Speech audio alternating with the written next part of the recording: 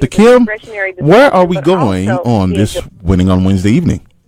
Okay, Jermaine, listen, I'm so excited about tonight's topic. I think it's very relevant, but we're going to talk about the discretion of discussion in the workplace. Right. Because we have to use those biblical principles as believers to be sure that it's aligned with our behavior. But again, Proverbs 13:3 tells us to be careful what you say and protect your life. A careless talker destroys himself. And for those old school Christians that believe in that full gospel, that King James Version says, he that keepeth his mouth keepeth his life. But he that openeth wide his lips shall have destruction. Right. You see, Jermaine, many of us, we are in the workplace and it's our second home. And so our coworkers are like family to us. We see each other every day. Listen, we collaborate. We have challenges together. I don't know, is that what you do with your coworkers? Y'all go through ups and downs and all of those things? Absolutely, we do. Yes. Yes, indeed. So it sounds like family to me, right? Exactly. And so tonight, I want to just caution our listeners on getting too comfortable in corporate America, getting too comfortable in the workplace. And we must learn the discretion of discussion. Yes. Because discretion is the quality of having or showing good judgment, being cautious and reserved in speech. And so we have to remember that although we spend a lot of time with our coworkers and spend a lot of time with co-friends, our workplace is a public place with public rules. So that means anything goes, our listeners. That means all is not fair in love and work. And so for many individuals, Jermaine, that I've coached or I've done career coaching and consulting, whether it's entry to executive, as I stated before, I've worked with individuals who've expressed their position of, I'm going to keep it real. You ever hear anybody talk about, I'm just going to keep it real? Absolutely. Yes, all the time. All the time. And so in the corporate world or in the workplace, people say, well, I'm going to keep it real, or I'm not going to let people's opinion determine my actions. Well, listen, there are a few reasons why, listeners, that I encourage you to make discretionary effort when divulging information to co-friends, co-workers, managers, leaders, everybody that you meet in the workplace. Number one, people can make a decision, Jermaine, on less than half of the information. Right. They make a full decision on less than half of the information that you've discussed with them. So, and let me make it plain, wild listeners. For example, you share with someone, you may have a small business outside of work, or that you may do some type of weekend business or something, and when it's time for a promotion, whether intentionally or unintentionally, they might just use it as a reason to weed you out. Yes. So they'll start to say things like, well, Jermaine really may not have time, or he's not too focused on the job. And so they'll begin to put their limitations on your ability. Because you are able to do something, they now limit you because what they are unable to do. Yes.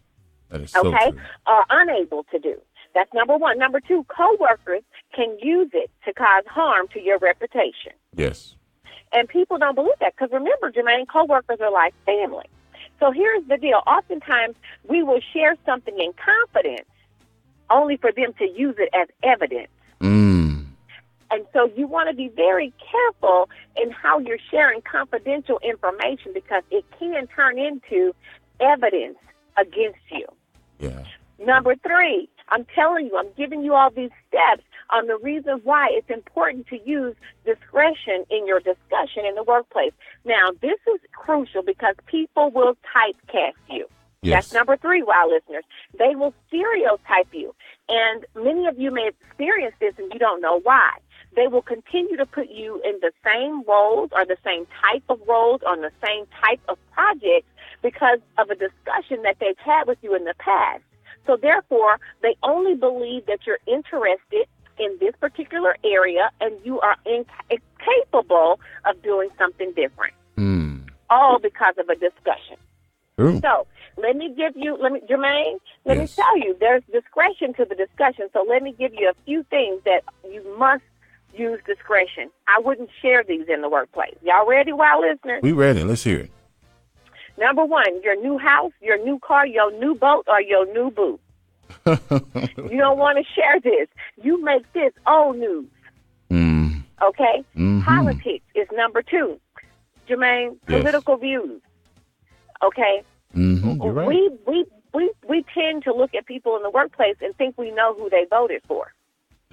Okay? Right. And you need to understand that we have no clue how deeply rooted a person's political passions may run. True. And so you want to be careful not to divulge all of your passion about your political stand, okay? Mm-hmm. Number 3, religion. And I know people will say, well, you use kingdom principles. You're talking about being corporate for kingdom. Yes, I'm not necessarily talking about not sharing that you are a believer. More so, it's what you feel about other religious beliefs. Right, right. Okay? Mm-hmm. So that's one of the, again, be discretionary in that. Number 3, your salary or your salary range.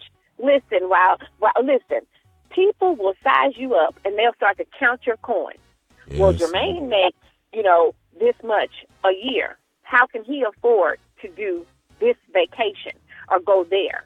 Or he's not wanting for anything, so let's give this promotion to someone else because Jermaine, he makes this much already. You want to be very careful about what you share. So and true. Then I have 2 more. Number 4, how much you dislike your job or your manager. Now, I know we vent. I've been guilty of this in the past, but now I encourage you to use discretion because over the past years, I've been able to vent at home, okay, right. outside of the workplace.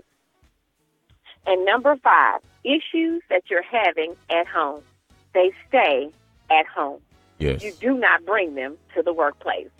So, Jermaine, I'm telling you, we have to use discretion in the discussion, and my time is up, but I want to tell you what you can chat about. I don't want to just give you the discretionary discussion, but I want to tell you how you can go full speed ahead in having dialogue in the workplace. Mm-hmm. Here's what they can chat about, Jermaine. We can chat about work, okay? Right. You definitely want to be able to chat about work.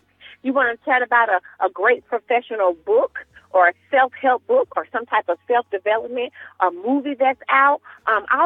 We just left and we saw Jurassic World. I was able to have that dialogue at work. It's very general. It brings up, discussion about a specific thing, but in a general connotation, okay? Right. You can talk about weather. You can talk about sports. You can even talk about hairstyles, okay? But what we will not talk about are the discretionary parts of the discussion that could be used against you for future opportunities. That's all I have, Jermaine, here on Winning on Wednesday. I'm excited, and I hope our listeners were taking notes on today. Yes, and I certainly hope they were too, and because it was wisdom